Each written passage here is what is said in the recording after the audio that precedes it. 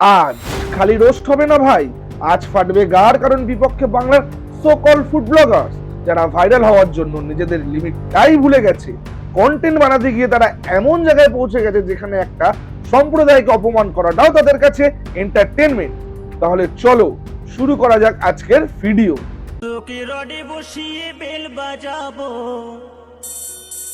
যতদিন না ডিজে অরুণকে গ্রেফতার করা হয় ততদিন এই দোকান আজ থেকে বন্ধ।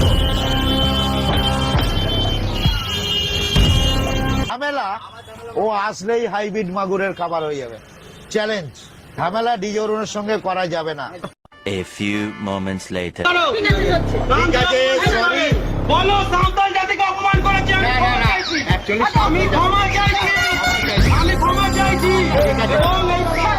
ব্যস্ত ছিলাম আমি অধরে একা, কেন গোয়ালোর রেখা দিল যে দেখা।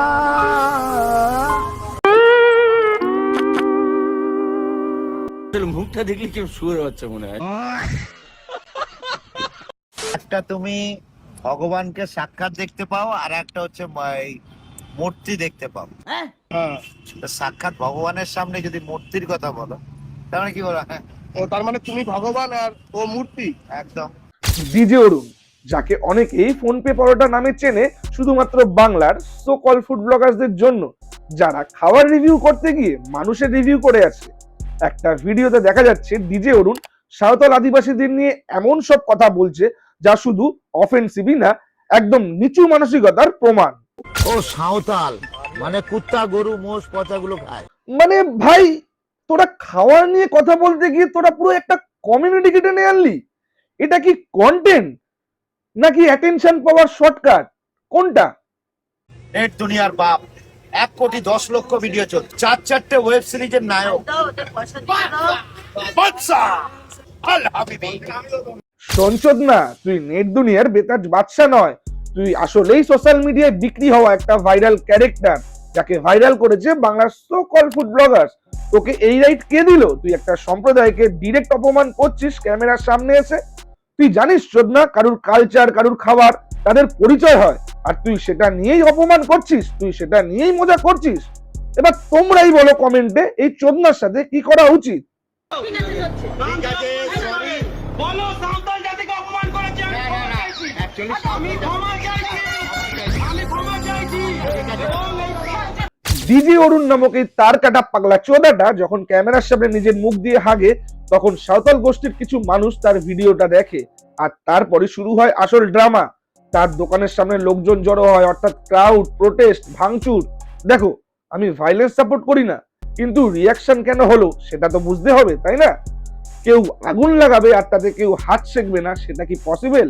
দেখো, একটা বেসিক রুলস আছে লাইফে। দেখ শোধ না, তোর জন্য এটা, ঠিক আছে? সম্মান দিলেই সম্মান পাওয়া যায়, সম্মান না দিলে সম্মান পাওয়া যায় না। এটাই লাইফের বেসিক রুল। কাকে বলেছো? মানে সবাইকে বলেছো। কি কি ঢাটানি করবো না? আমি বাইরে যাচ্ছি। কি বাইরে যাচ্ছি? তুমি বলো এখানে দাঁড়িয়ে বাইরে বলো। যাচ্ছি, প্রমাণ দেখাবো, প্রমাণ দেখাবো। ঠিক আছে, আমি হ্যাঁ? বাইরে যাচ্ছি। কি বাইরে যাচ্ছি? বাইরে কি যাচ্ছি। বাইরে যাচ্ছি? কি বাইরে যাচ্ছি? কি বাইরে যাচ্ছি? কি বাইরে যাচ্ছি?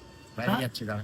এই যে বাংলার সো কল ফুড ব্লগার্সরা, তোদের একটা কথা বলি শোন, কন্টেন্ট ক্রিয়েটার হতে গেলে না অনেক কষ্ট করতে হয়। একটা ক্যামেরা, একটা মাইক আর দুইটা হওয়াও গাইস কইলেই কন্টেন্ট ক্রিয়েটার হওয়া যায় না। কন্টেন্ট ক্রিয়েটার হতে গেলে ব্রেন লাগে, কন্টেন্ট ক্রিয়েটার হতে গেলে কন্টেন্ট লাগে, কন্ট্রোভার্সি না। ভিউজের জন্য নিজের সম্মানটাই তোরা বিক্রি করে দিস। এটা শর্ট টার্ম গেম বলে, লং টার্মে তোরা নিজেই নিজেদের কেরিয়ারটা খেয়ে নিচ্ছিস। এখন বুঝবি না, পরে বুঝবি।